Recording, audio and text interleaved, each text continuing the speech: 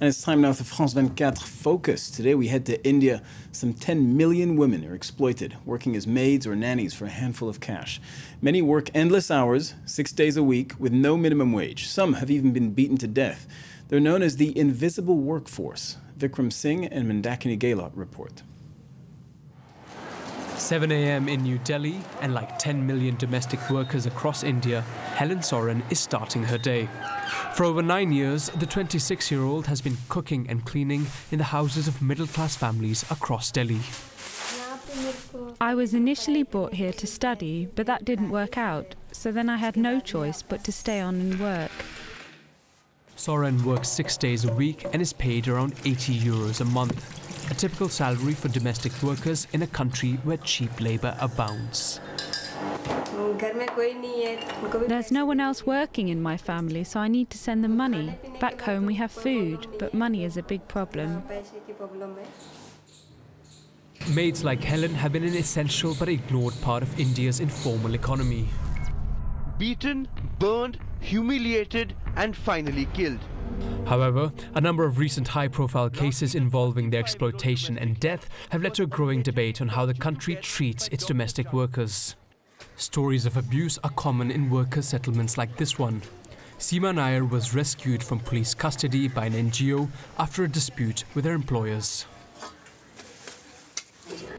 Things were fine until I got sick and took 2 days off, and then my employers accused me of stealing. The police obviously believe them. They don't listen to poor people like me. Anyway, how can they expect us to work after paying us only 6 euros a month? No action was taken against Seema's employer for lodging a false accusation or for underpaying her. The frequent mistreatment of domestic workers has been linked by some activists to the traditionally hierarchical nature of Indian society. So what happens is that most of these people who come to work are coming from not only poor families but also lower caste. So that's also one of the reasons where the people who employ them are exploit them. It's also feudal mindset where the worker is not respected at all. Efforts are now underway to unionize India's domestic workers. This activist is lobbying for legislation that would give maids the same labour rights as workers in other sectors.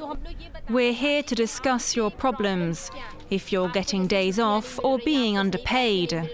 India lacks comprehensive legislation for domestic workers, and for example in Delhi, we don't even have minimum wage laws or social security board for them. We're asking for social security, like health insurance and pensions for these workers. Until there's a law, who will ensure their rights? India's parliament has continuously delayed passing a bill to protect domestic workers. It did, however, include them in legislation last year prohibiting sexual harassment at the workplace.